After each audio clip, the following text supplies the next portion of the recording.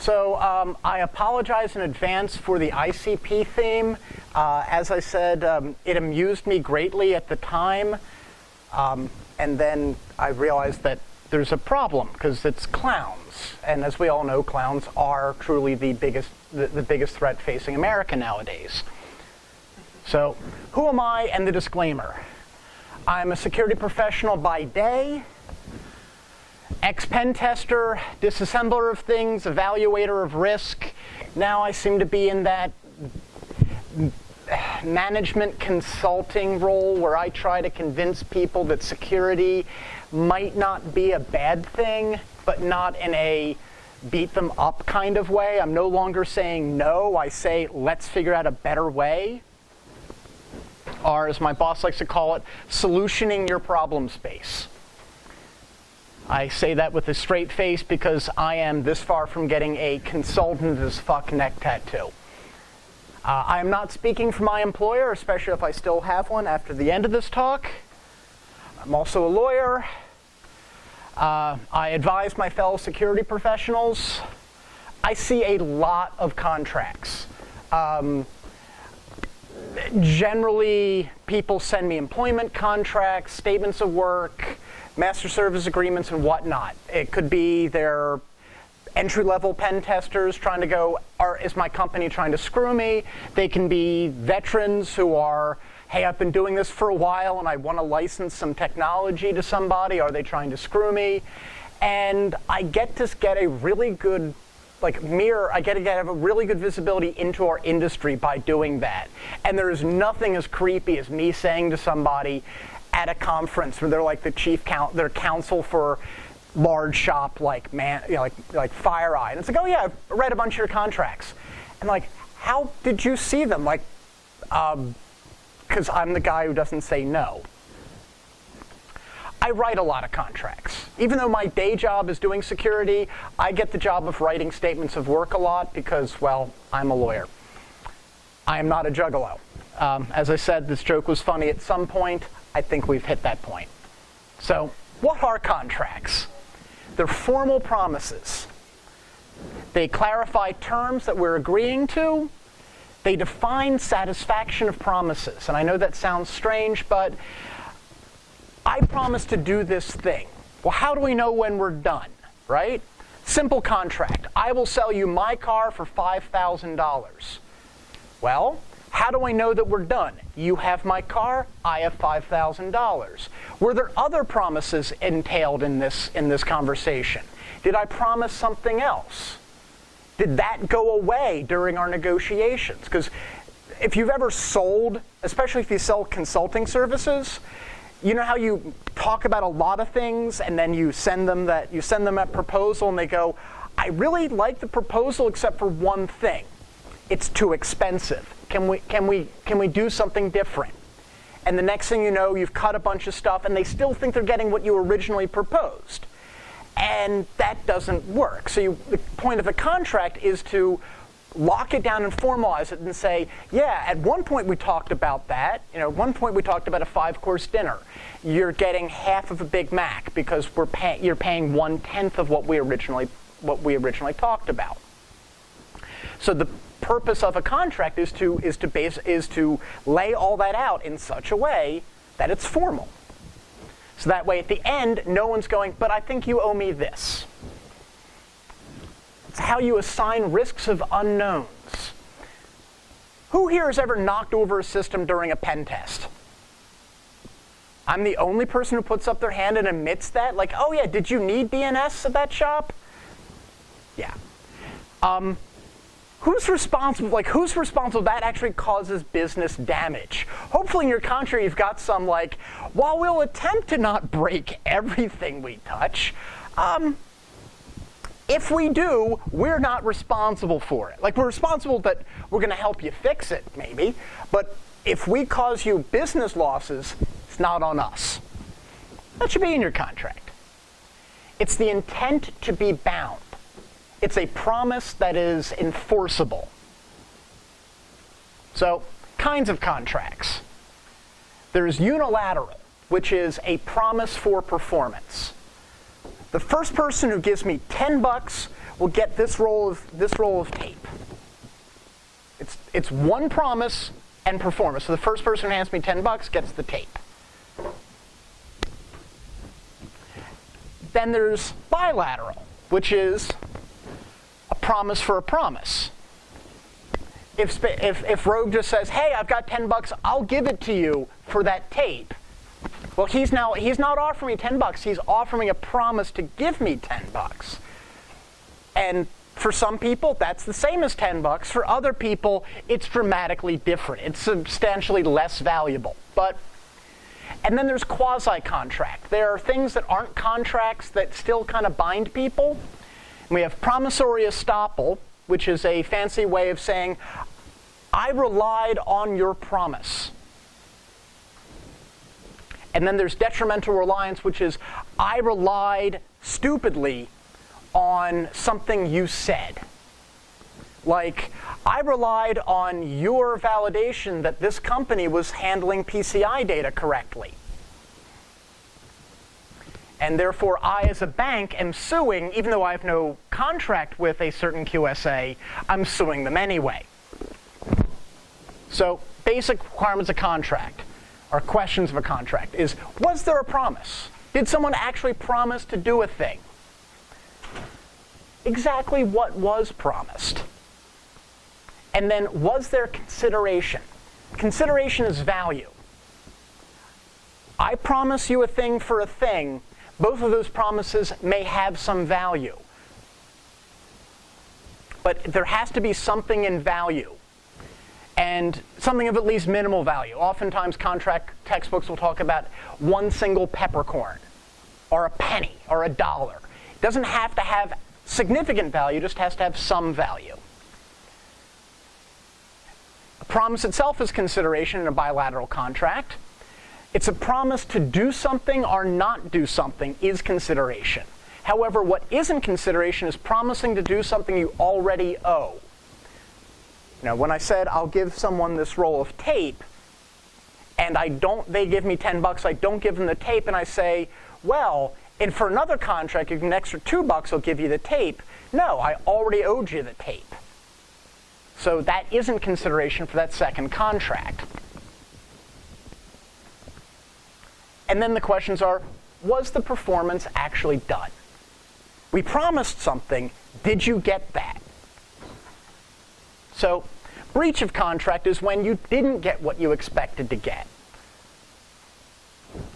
I failed to perform as agreed, and there's two kinds of breaches. There's material, which is the thing that I haven't done is so core to the agreement. Like, I'm going to pay you for a penetration test. Well, the penetration test is probably material to the contract, and the payment is probably material to the contract.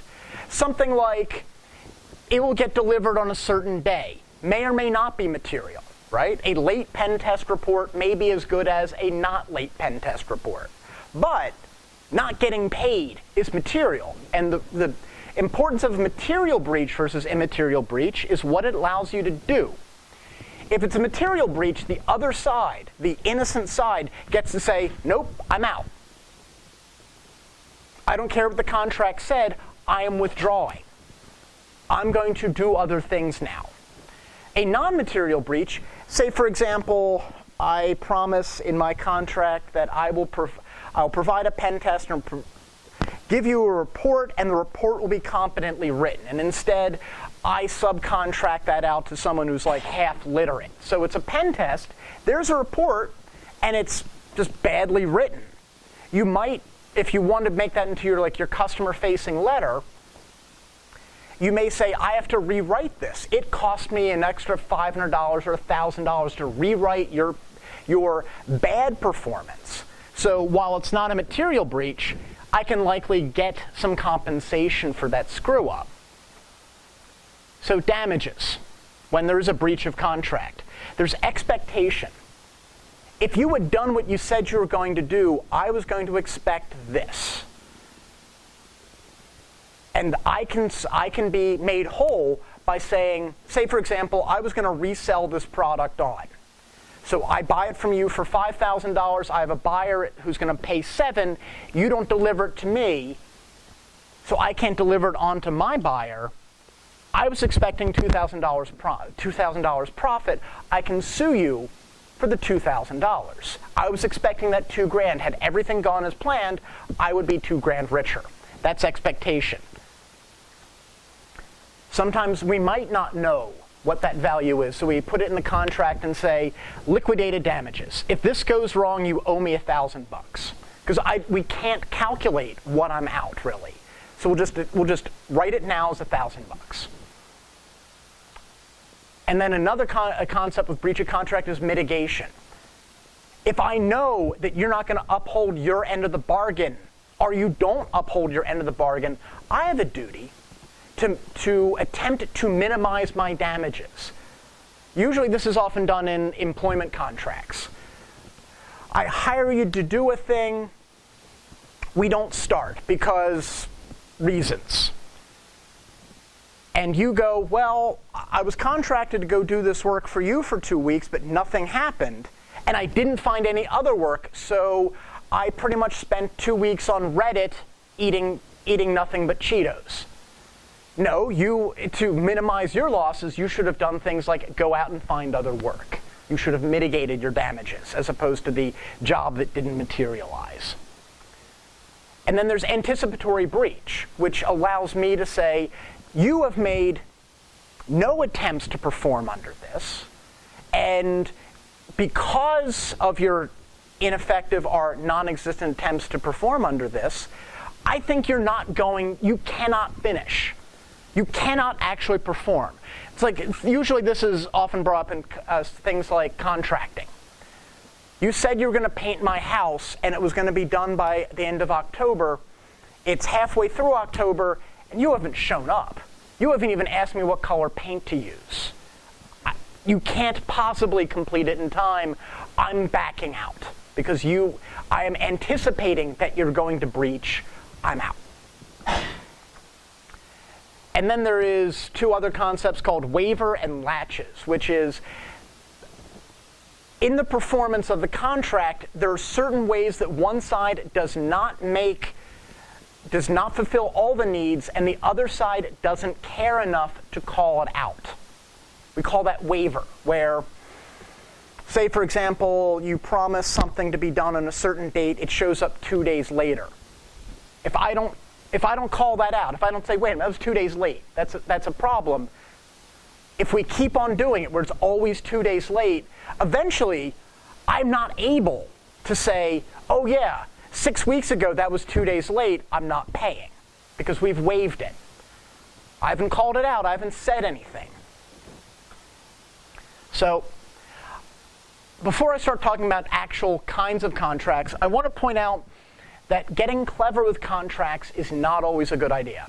A lot of people ask me to write really just nasty contracts with ugly penalty clauses and the like, and I try to school them not to, because unfair one-sided contracts don't help anybody for this reason. And I'm going to give an example, like hiding terms under other headers.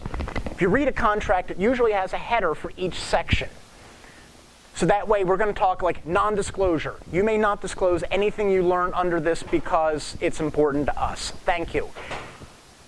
If you hide another clause in that header, like non-disclosure and assignment of intellectual property, because you're going to breeze through and go, oh yeah, non-disclosure. Non-disclosure is non-disclosure, don't care. But if you hide something else, you're being a dick.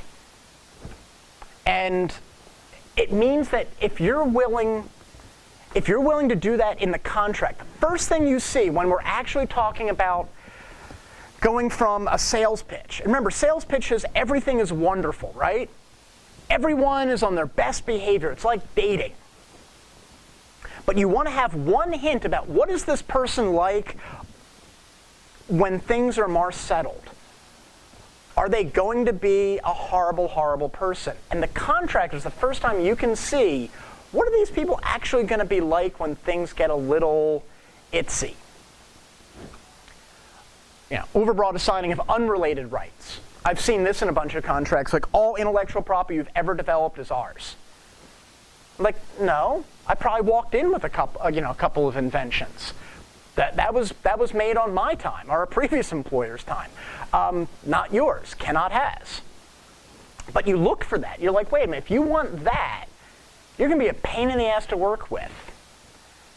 And the takeaway I have is, this is the first time you get to see how the working relationship's going to work. If they're going to be a pain in the ass now, 4 weeks into this, they're going to be horrible.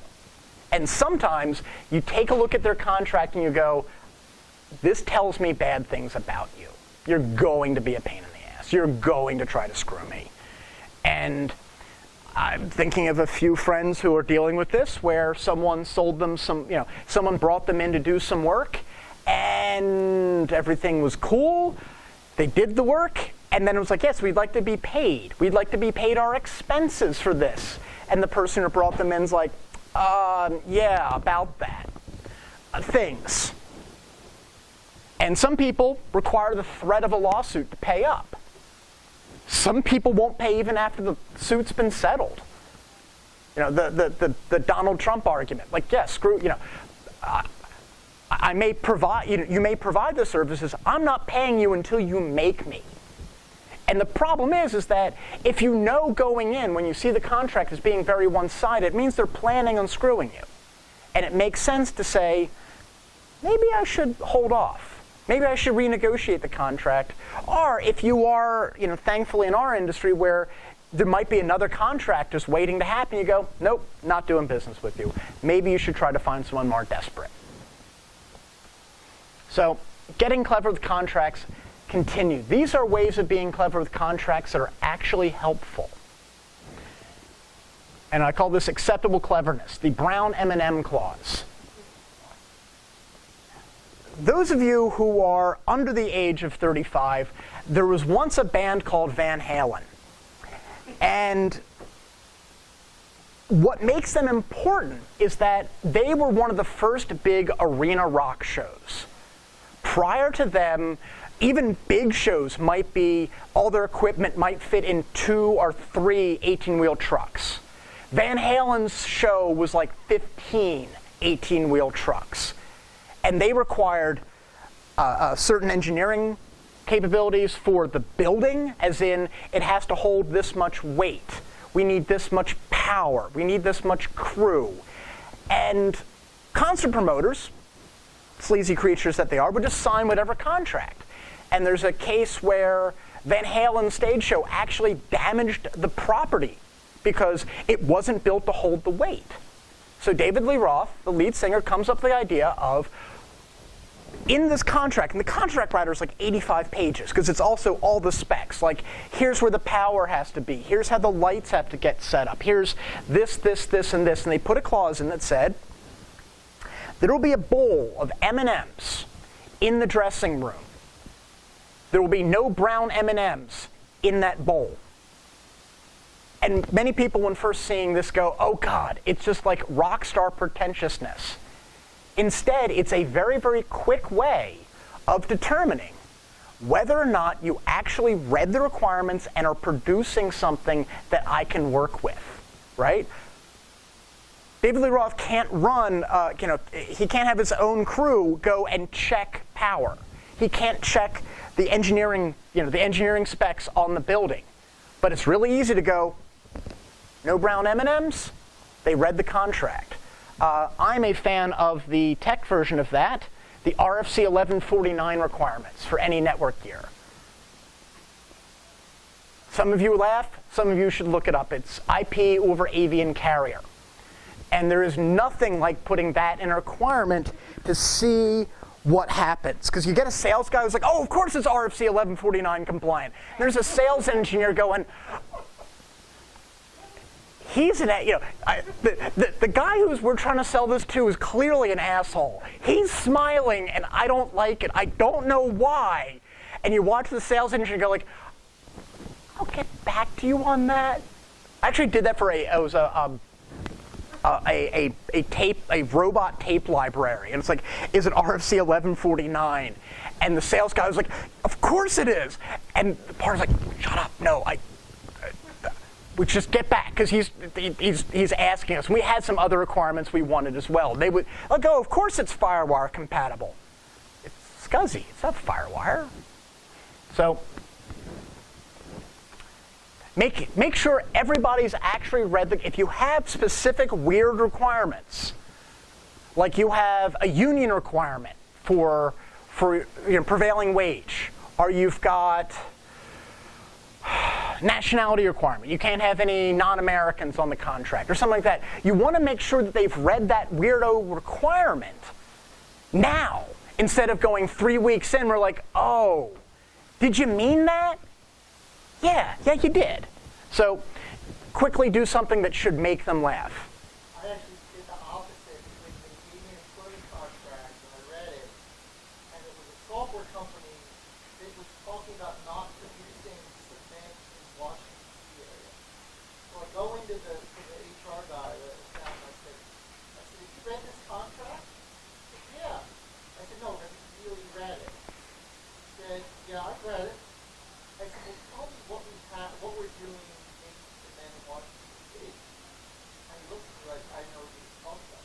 He said, I'm not allowed to make cement in Washington State. And he said it must have been left over from the boilerplate from the attorney. Mm-hmm. That he didn't read the contract, then did you? And the guy at that point, I could do anything with that contract I wanted to. He admitted that he didn't read it, he didn't know what to do. That's common. It's very common to see recycled contract languages, especially in this industry. I've read, my favorite is one that I got from someone in the community who's like, I'm trying to sell services to a mid-sized company in the space.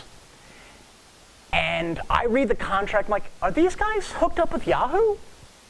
Because sometimes the contract specifies the name of the company, other times it specifies Yahoo. I'm like, are they a Yahoo subsidiary?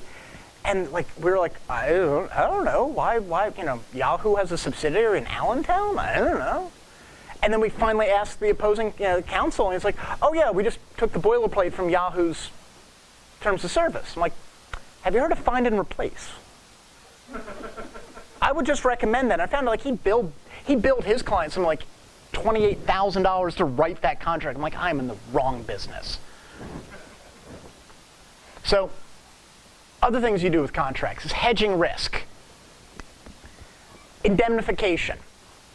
In the case of, say for example, you're operating as like a QSA, or you're operating as an auditor, and you audit a system, you audit a company, you audit an application. They may ask you to say, if you certify it as good, or you identify the flaws and we fix all those flaws, and it still gets breached and it causes us damage, we want you to cover our costs. That's indemnification. This can be dangerous, especially if you're a small shop. Hold harmless is a slightly less painful version of this, which just says, you won't sue me for this. Oftentimes I try to put this in pen test contracts that I write, where it's, you will hold us harmless for our activities in scope. If we knock over a system that you told us to test, and instead of us getting shell, we just dropped it, you can't sue us for it. We'll do every attempt to, usually you want to have language that says something like, we will do everything we can to not break it, but if we do, you can't go after us for it. Liquidated damages. I don't know what my losses may be, but let's set them now. If this happens, you pay me X, instead of us having to have later discussions about it. A limitation on damages. Even if I break everything, let's limit it at $500 or $10,000 or whatever the two sides are willing to agree to. But it's a hedging of the risk. I don't know what the damages may be. Let's set them. We can just fix them with liquidated damages. We can cap them with a limitation clause. And this snags so many shops. Somewhere in that contract, you agree to follow NIST 853 or 171, or you attest to being ISO 27002 or HIPAA or some other requirement, and it's always hidden there. The amount of ones I've read that have crazy requirements, like you are both FedRAMP and PCI requirements for a shop that writes software that doesn't touch payment card, are federally mandated data, but they'll put that requirement in there. It's a way of me, if I'm writing contract, hedging that you may lose my data. You'll fit these, at least these requirements. Usually we'll also pen in an audit clause that allows me to check to make sure you're doing that. This is more common in a something as a service market, but it's something there. Other clauses you'll see in contracts are how do we handle an eventual dispute? We may have a choice of law. Any dispute under this happens under the laws of Delaware or some other state. You just pick one that you think you know how it's going to go out. That way there's no surprises. You can do a choice of venue to prevent, say for example, I am a Pennsylvania corporation, a Colorado company hires me, I say choice of venue is Pennsylvania, so that way I don't have to go to Colorado if this goes sour. Arbitration and mediation clauses. Oftentimes you'll see these in there to essentially require some step before actual court litigation. Oftentimes, though, these are one-sided. One side will require arbitration, but not bind themselves to arbitration if they choose to initiate it. Other things, like control of information. And these are just concepts you'll see there. The non-disclosure agreement. All information you gain under this stays with you. You don't publish it, you don't use it. Non-disparagement. No matter what happens during this engagement, you will not talk shit about us ever. Restrictions on internal use. How you will be holding our sensitive information. It only stays within your practice area. It only stays within named employees. I've seen this a lot when you're talking like large consulting companies where, say like Deloitte, you may say, well, I only want the following practice group to be able to see any of the information that we're giving you. We don't want this to go to everyone at Deloitte. Restrictions on reuse and marketing. I should be seeing more of this, where you grant rights about your marketing persona. Say, for example, and I've seen this in the field where like a network manufacturer says, we've just sold you $1 million of equipment to solve a problem. We would like to be able to use your name and your logo for our next pitch or for our marketing materials. The problem is that how many people have ever done really good open source intelligence using marketing white papers? I know I have. There's nothing like showing someone the network map of their SCADA environment by showing a vendor presentation on it. And they're like, that's only secret information. Like, no, Google gave me that because the vendor is divulged. Here's a picture of your network map in a vendor presentation. So it's a way of controlling information you're giving. Assignment of intellectual property. If you develop any intellectual property under this contract, whose is it?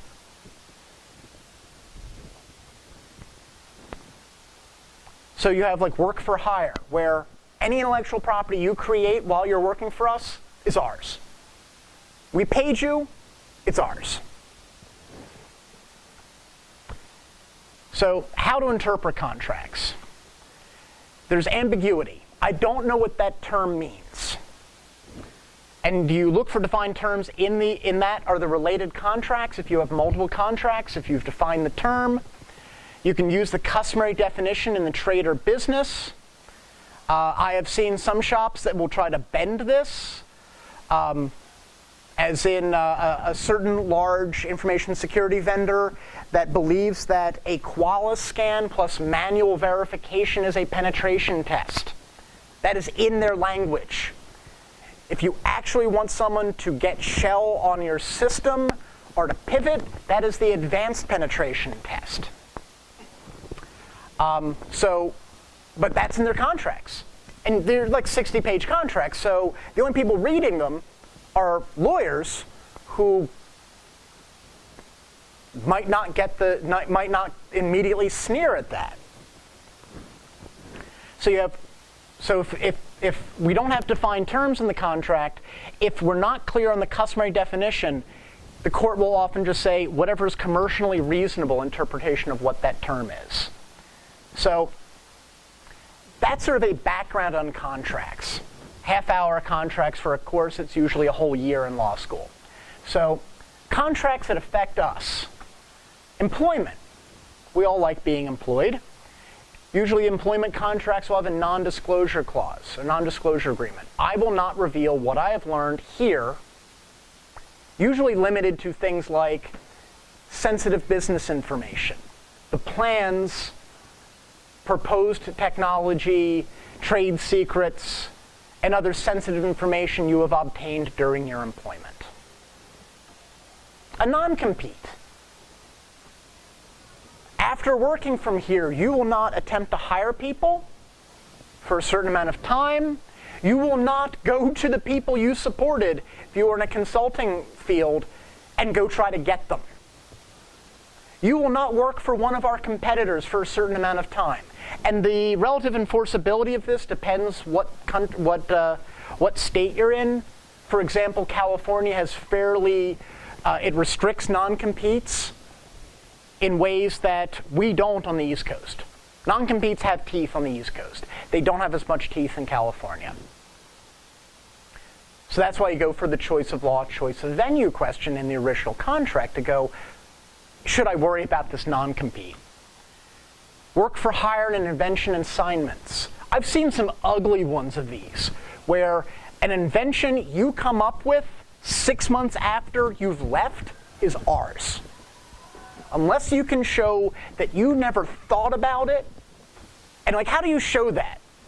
Like, I am not so ISO anal retentive that I take shower notes. You know, well, you have that realization as you're washing yourself, like, wait a minute, that might work. But how would I prove to my employer that I didn't come up with that on their time? So oftentimes when you're negotiating a new job, there'll be a declarations page. These are my inventions. I walk in with them. I'm walking out with them. At-will employment means they can fire you for any reason or no reason. Even though this is an employment contract with them, the actual, can we end it? Yeah, either side can end it at any time if it says at will. Most contracts usually are. So, second kind of employment contract I'll go through is the termination or exit agreement. You've decided to leave. It may be a mutual decision. It may be unilateral. Maybe your employer is really tired of looking at you. And as such, well, they will ask you to leave, and usually, especially in this field, they'll ask you, like, look, we would like you to sign another contract that by doing so, you give up any rights you had to an employment discrimination lawsuit, any question that we still owe you money, any question about anything else we owe you, and in exchange we'll give you severance. We will extend your health insurance. We'll give you a thing. The last job I left, oddly enough, one of the promises they gave was 2 monitors. I mean, they're nice. They're like 22-inch Dells. Like, hey, that's cool. And that was a part of my exit agreement. But this is a final attempt to renegotiate things. However, they can add things into the exit agreement that weren't in your employment contract. So even though you may have walked in with your invention assignment, the exit agreement may rescind that because it's essentially a renegotiation. So be careful. Oftentimes you'll have non-disparagement. You can't talk shit about us. We can't talk shit about you. Assistance. This is a fairly common one. I'm seeing this getting actually used more. If you haven't fully documented your code, or you have some chunk of information about a client situation or environment, there will often be an assistance clause that says they can essentially rehire you as a contractor. You agree to this to get them over that hump. I've seen it often threatened more because you're getting the, hey, how does this work? Screw you, I left 3 months ago. But you remember, there's a trick to it. Tell me what it is. And they can threaten with, we can just rehire you, we can force you to come back and do the thing. So oftentimes you'll just divulge like, oh yeah, it's up, down, A, B, A, B. So business contracts. So you've gone from being an employee to maybe you're negotiating on behalf of your company or you're running a company. Non-disclosure agreements, usually the first of what I think of is the flirting part of the relationship. All you're doing is saying, I'm going to divulge some information.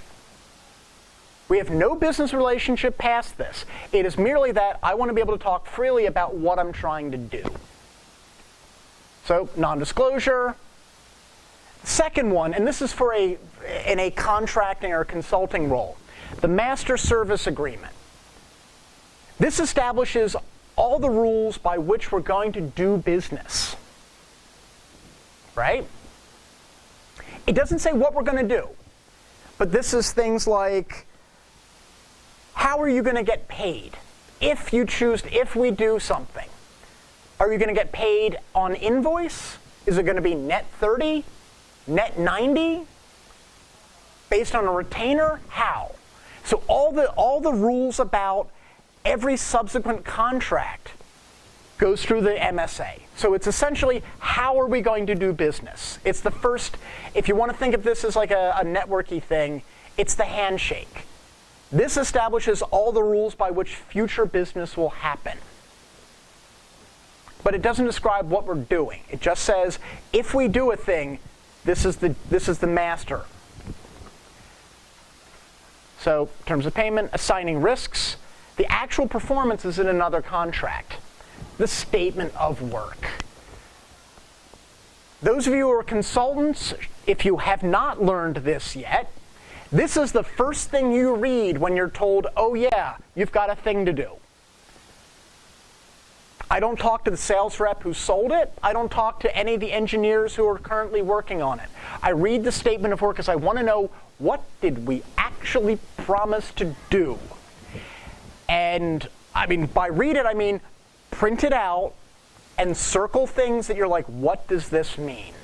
I used to, one shop I worked for, the person writing the contracts and selling them would put in phrases that had no meaning.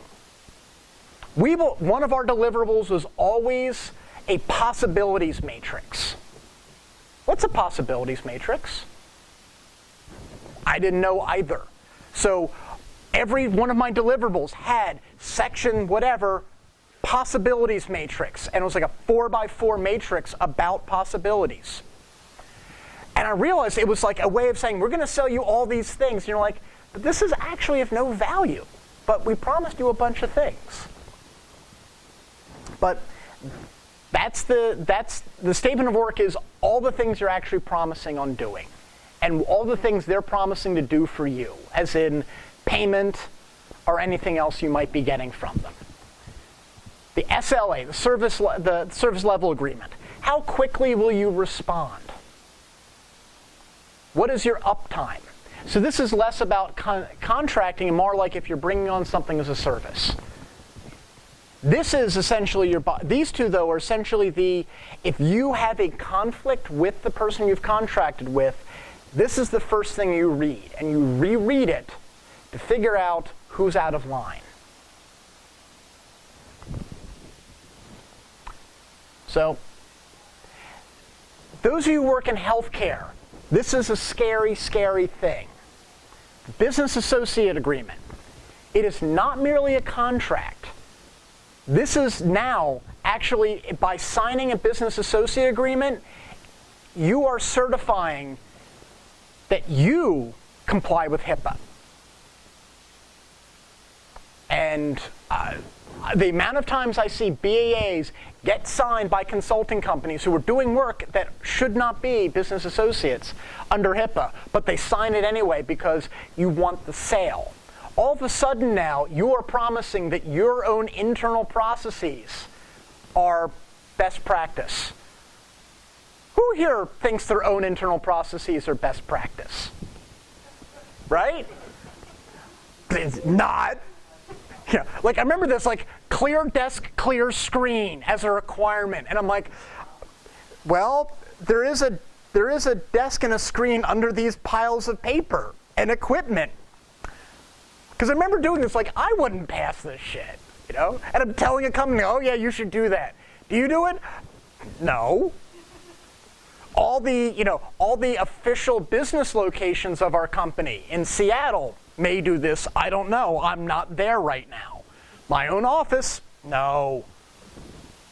So this is kind of a scare because it essentially says I'm agreeing to follow HIPAA and high-tech security and privacy rules, and you're like, yeah, but I'm a consulting firm. I'm a freewheeling, white hat hacker. Rules schmools. I'm elite. All your stuff is going to be on a thumb drive on my desk. At least I think it's on the desk. It may have fallen off. So you're now ascribing to all those things that you expect someone else to do. You're like, uh-oh. Yeah. I've seen this especially for doing work with really, really large healthcare organizations like hospital chains or health insurers, is that not only do you say that you're going to follow HIPAA, they're going to also publish their own more rigorous security rules. And you're filling out that the vendor assessments that you often send out. You're like, wait a minute, I have to follow this? I have to do these things? Like a peasant? No. So those contracts are dangerous. You have to encrypt your email. Yep. The best one was like, you have to use those, and I hate those, it sends you the link that you come back to, and then you're like, why doesn't this work on my browser? Because reasons. And you're like, do you have one you recommend? I'm like, yes, none of them. So these are dangerous. Be careful. I find, even though I've done this where I try to explain to a client, like an information security client, like I'm not signing this because I'm not touching any of your healthcare data. Even for things like a HIPAA assessment, I'm like, I'm not actually looking at your PHI. If I see PHI, I'm not going to look at it because I don't want to know what you're doing. I will just call it out and say, I could see PHI. But I'm not handling PHI. I'm not a subcontractor in that space. I'm not that kind of girl. Audit clauses. These are threats. Less so, like the amount of time, if they're going to bother to do an audit beyond a questionnaire, a follow-up phone call, and maybe a site visit, if they're going to do like a full-on audit, they're thinking of dropping you. Because there's got to be a competitor to you somewhere that isn't screwing it up. So you want to be a pen tester. You've got an MSA you sign the agreement, which is how am I going to get paid, when am I going to get paid, what else do I agree to? Things that are dangerous, indemnification. I've seen this stuck into a bunch of master services agreements where the client expects you to indemnify them for any damages you may cause or you fail to find and it's caused. As in, you do a pen test, give them a clean bill of health, 4 months later they get owned. They want you to step in and cover their costs. If you've got $20 million in the bank to indemnify as an indemnification fund, go for it. Otherwise, you're going to an insurance company who may now require that they view your stuff to make sure that you are a worthy risk for them. So be careful about those. Hold harmless. You won't sue me if this happens. I often try to get those into master services agreements for in-scope stuff. Statement of work. You include the scope of action in the statement of work. The following systems, applications, locations, however you're defining the work. You want it to be very, very specific. If you're doing a scan and pen test, the following IP addresses are in scope. You want to make it very clear, this is what I'm hitting. If that doesn't happen, or it gets changed, right? Oh yeah, we put in these new systems and we tore these out because we wrote the statement of work 4 months ago and we couldn't get it approved. We've changed our infrastructure between then and now and we didn't want to change it. So there might be some kind of kickoff meeting you'll have where you essentially renegotiate the scope. Get them to sign it, if only to say send it from their email, like we agree this is the new scope. Or this modifies the scope in the statement of work. Because, and I keep beating this up, you want the scope of what work you're doing to be clear. Oftentimes you'll have the meeting notes will also say things like when. When may I pen test your systems? And why is it always, it's like midnight to 4 a.m.? Why is that always the rule? Yeah. And then we'll have a status call at 9. That was me for 6 weeks. Like, on the phone, like snoring. Alerts. If we knock something over, yeah, we did this test about it and it doesn't ping anymore. It was listed as something like master _ AD. Is that important? Oops. Yeah, we should let you know. The get out of jail letter. Those of you who do physical pen test or social engineering that gets a little aggressive, the get out of jail letter is essentially a shortened version of the scope of work signed by either their legal counsel, the client CEO or president saying, the person standing in front of you is a pen tester. They're allowed to do whatever stupid thing they may have just done between this date and this date. No need to call the cops. If you've hit them, please apologize. You can put the gun down. Yeah. Explains what you're doing. The idea is this, is that because in every physical pen test, there's always that moment where like, I'm going to do something stupid. And next thing you know, you're like, yep, someone's called me on it. And it's not just like, oh, I'm sorry, I'm leaving now. Like, no, you need to be able to show the letter that says, trust me. Sometimes you're showing that to the police.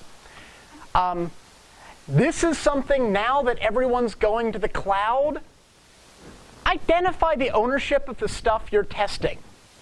If your client has put a bunch of stuff into AWS, you may not be able to pen test it. Because you know what Amazon really doesn't like? You pen testing their stuff. They react badly to this. Amazon actually requires you to go to them with request authorization. Because otherwise it's an attack. Sometimes a redirect takes you over the line. I found this during a pen test. Something that was in scope was actually hosted elsewhere. I went to its root directory by doing that, go up the web server to hopefully find the Apache admin page, and instead I found someone else's box, which I owned, looked at the IP and went, that's not ours. That was Rackspace's. I should go explain to Rackspace what I just did. Sorry.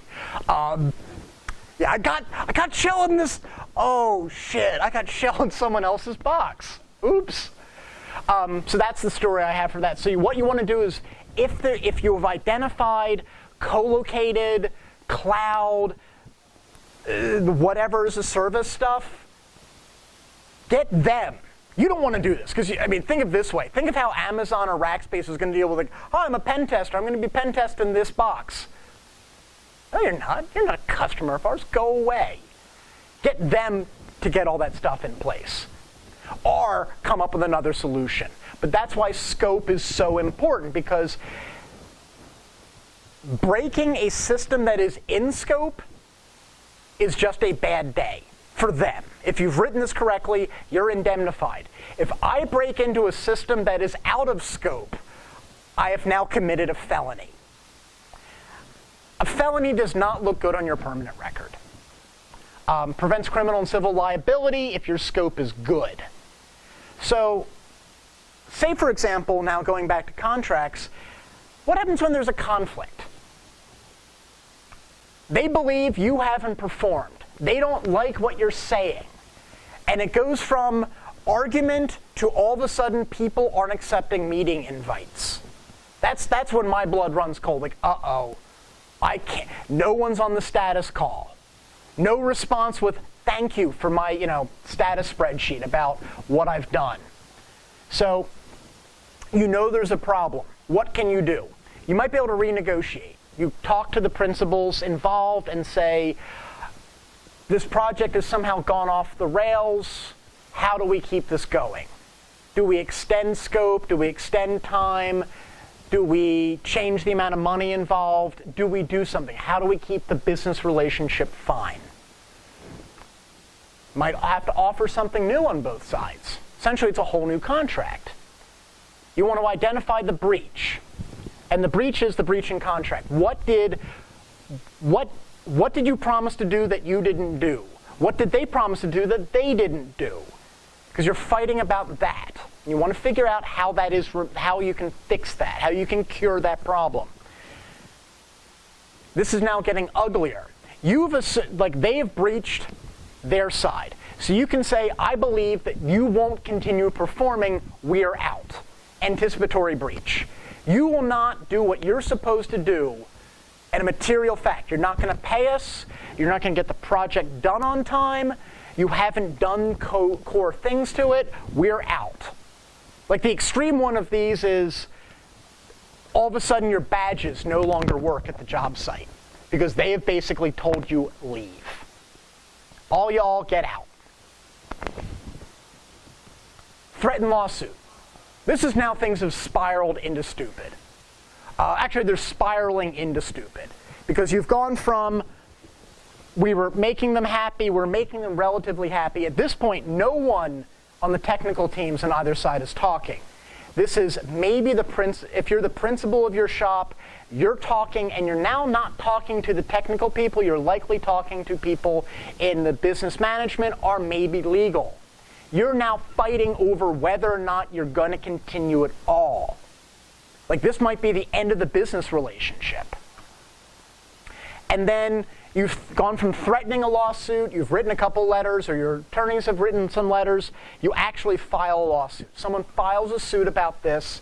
All of a sudden now, you're no longer really worrying about getting paid, you're worrying about escaping. So, any questions on contracts?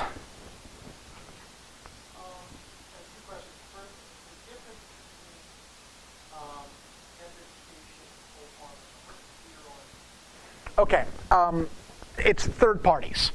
If I say I'm hold harmless, it means we're not going to sue each other under this.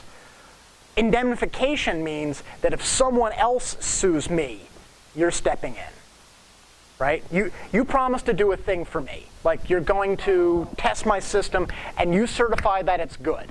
If it's a mere hold harmless, it means that if you break it or I cause you damage, no, now you're standing in and saying, customer sues you, you're defending me. Yeah. The other question was, how does it relate to people who work, who volunteer their time in open source in terms of employment contracts? You look at that, so the assignment of invention can go out. Right. Especially if it's not yet done. If you're like working on a project that has not yet made it to GitHub or isn't really there yet, you would probably want to name it in your inventions disclosure. Because it's like, I'm working on, and that's why I often tell my clients, like, come up with a name. Just name the thing. So that way, instead of it's like a patent declaration, like a thing that does awesomeness. Wow, that's useless. No, it's a library that does this thing. And now it's a thing, and you can basically claim it as, I'm walking into this place with this. Now, in a lot of cases, thinking about inventions, if they are close to, related to what you're doing in your day job, you want to be careful lest you recycle code one way or the other. Now it becomes where the company can rightfully say, well, wait a minute. Which of this code did you write for us? Which of this code is now in this open source project? This smells like what we paid you to do. So that's a concern. So the thing that's showing up, usually the employment contract really just applies to any open source software you can do anywhere. It's very rarely a thing that, as a leader in open source, a lot of times we have people working, volunteers, and you know that their employment contract probably in no way allow them to contribute to our project. Right. Even though they're working in a completely different field, right? Because the employment contract actually says, in very broad terms, that almost anything you do is owned by them while you're employed with them. That's what I think. Yeah, so the difficulty now is how do you protect the project? Right. If these guys can come in and say all the code that this person, you're like, but then you're like taking out like individual lines, like you're going back to commits and going, show me on this what's yours. I'm less concerned about that for open source because most of the time I don't, unless that open source package becomes incredibly valuable, like in the Linux kernel or something like that. Odds are it's going to be like, yeah, it's a wash. We don't think there's anything of enough value to fight on it. Yeah, you're right. The historic history of lawsuits is so rare that it's more nominal than that. Yeah, it's one of those like I identified this as a risk the same way I identified that there is meteor or clown risk involved. Cool. I think we're done. Thank you so much.